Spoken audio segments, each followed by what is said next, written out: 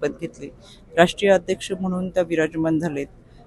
पारदादा राज्यसभेची त्यांना उमेदवारी दिलेली आहे.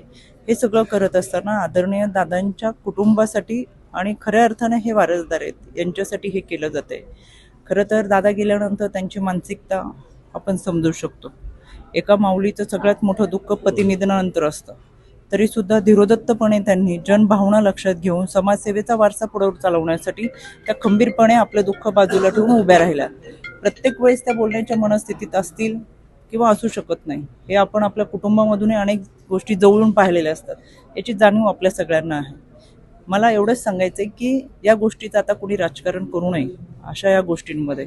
शेवटी वहिनींनी चौथ्या दिवशी घराबाहेर पडून ज्या पद्धतीने जबाबदारी पेलतात आहेत, खरं त्यांना उभारी देणं, त्यांच्याबरोबर उभं राहणं ही आपली भूमिका असली पाहिजे. पण काही लोक ही विरोधकाची भावना सातत्याने वैफल्यग्रस्त सातत्याने दादांच्या कुटुंबावर बोलणं, वहिनींवरती बोलणं, ही कोणती पद्धत आहे हीच मला समजली नाही.